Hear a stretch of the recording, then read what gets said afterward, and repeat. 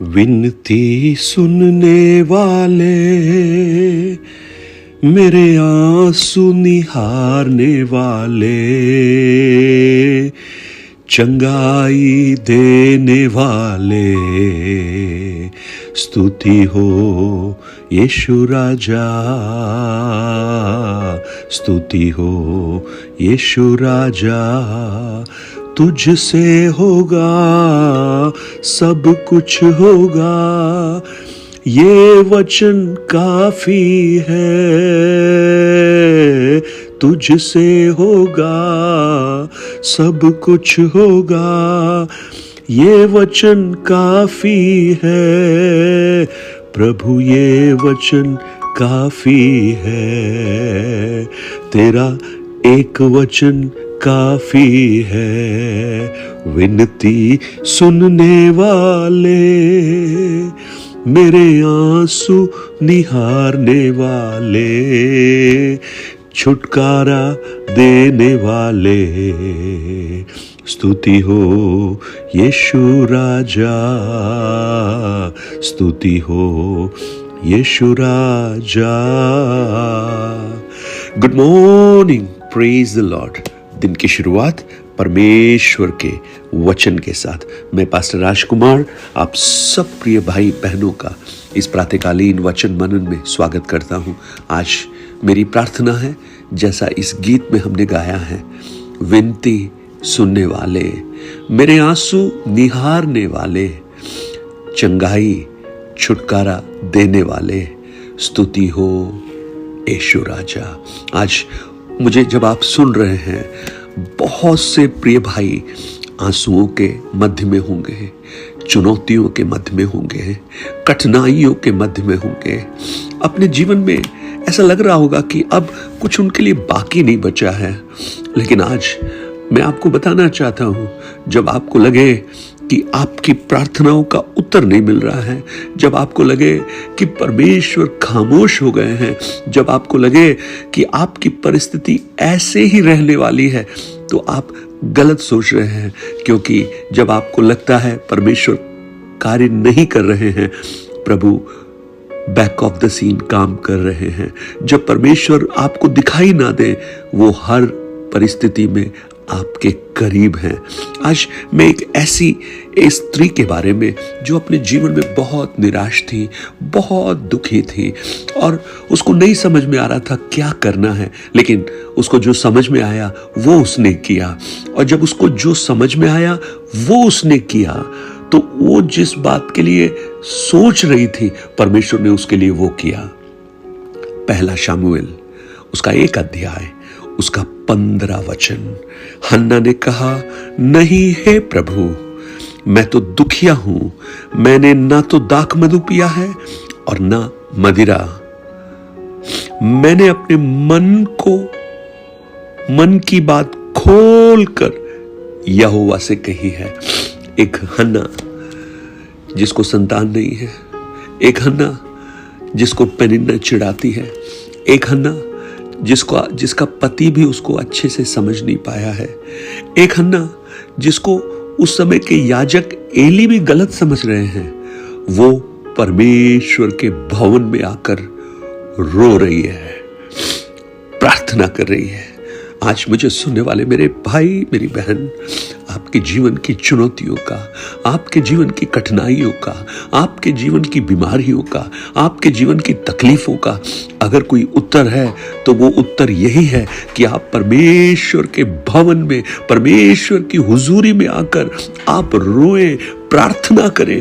और जब आप पुकारेंगे, आप रोएंगे, परमेश्वर आपको नजरअंदाज नहीं करेगा और आपकी हर दुखों को, आपके हर आंसुओं को देखकर वो आपके जीवन में काम करेगा। भजन संहिता 56 उसके 8 वचन में लिखा है, तू मेरे मारे मारे फिरने का हिसाब रखता है, तू मेरे आंसुओं को अपनी कुप्पी में रख के क्या उनकी चर्चा तेरी पुस्तक में नहीं है? प्रभु जानता है आपके मारे मारे फिरने को। प्रभु जानता है, हन्ना तू किस दौर से, किस कठिनाई से गुजर रही है, प्रभु जानता है, क्योंकि उसको सब मालूम है। और आज तुम्हारी जो ये अवस्था है वो परमेश्वर ने ही उस अवस्था को रखा है।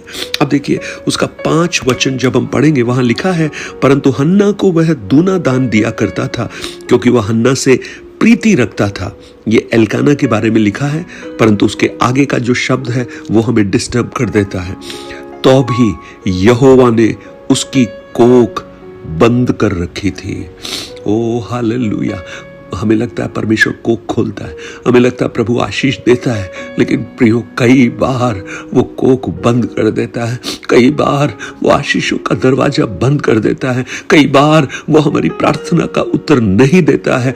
लेकिन जब ऐसा हो तो आप निराश ना हो, क्योंकि उसके पीछे भी कोई मकसद छुपा हुआ है, बड़ा मकसद छुपा हुआ है।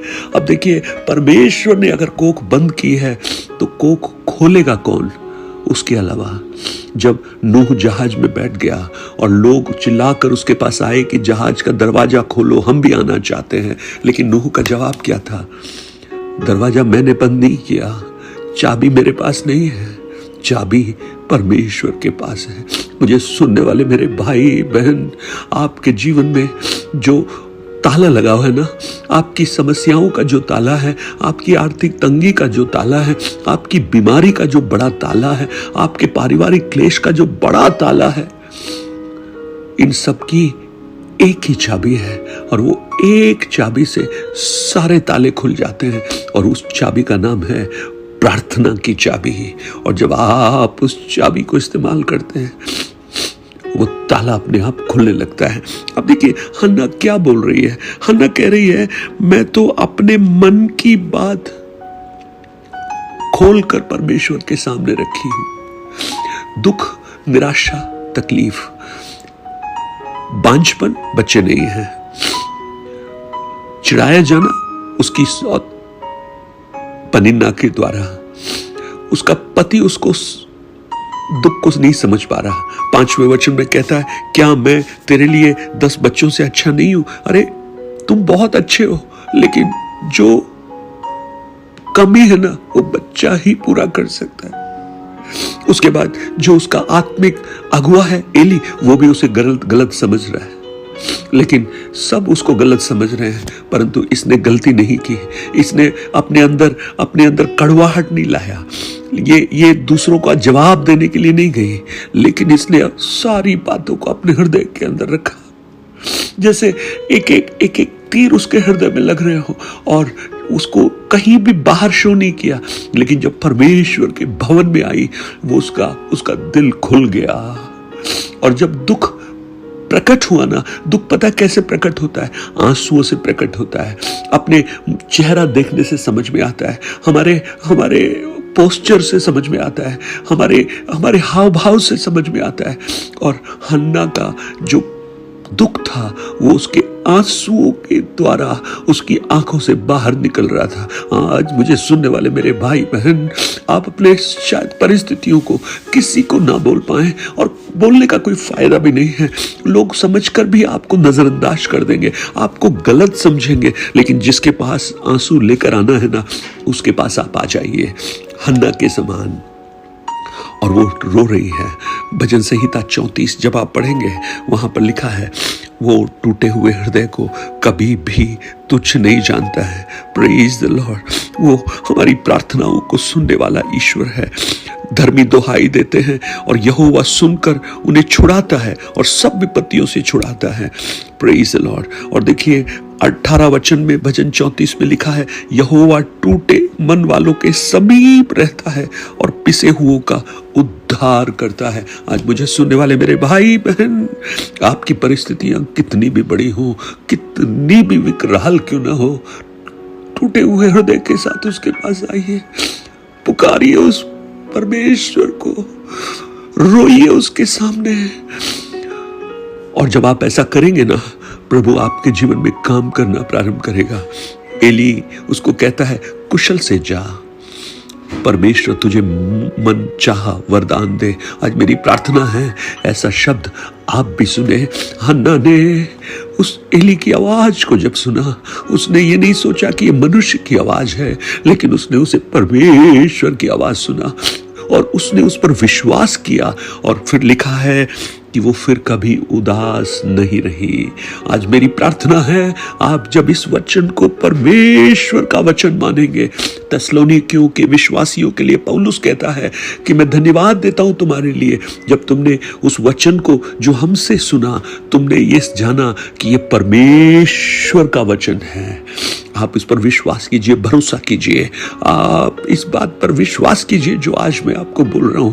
आपके आंसुओं को आनंद में बदलेगा प्रभु, आपके निराशा को दूर हटाकर आशा उत्पन्न करेगा, आपकी नामधराई को हटाकर वो आपका मस्तिष्क औरों से ऊंचा करेगा, क्योंकि आंसुओं को परमेश्वर नजरअंदाज नहीं करता। आज मेरी प्रार्थना है आपके आंसू बदल जाएं। कदाचित तुझे रात को रोना भी पड़े, परंतु सवेरे आनंद पहुंचेगा।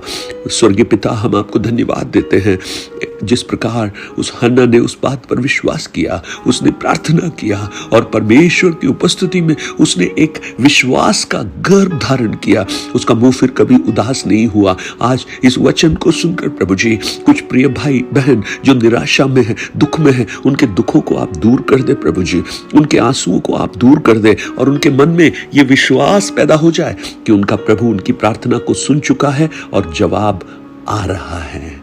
धन्यवाद, आपने प्रार्थना को सुना। प्रभु यीशु के नाम से मांगता हूं पिता, आमीन आमीन। 9829037837 पर आप अपने प्रार्थना निवेदन और गवाहियों को आप हमसे शेयर कर सकते हैं और इन वचनों को औरों तक पहुंचाकर इस सेवकाई को सहयोग कर सकते हैं। देखिए प्रियो, जब लोग आपको गलत समझें, आप कड़वाहट मत लाइए अपने मन में, आप उनको उत्तर देने मत जाइए। आप परमेश्वर के उत्तर में जब विलंब हो, आप निराश मत होइए, आप निरंतर प्रार्थना कीजिए, उसके सामने आइए, उससे अपनी बातों को रखिए। प्रभु आपको आशीर्वाद दे। Have a blessed day. God bless you.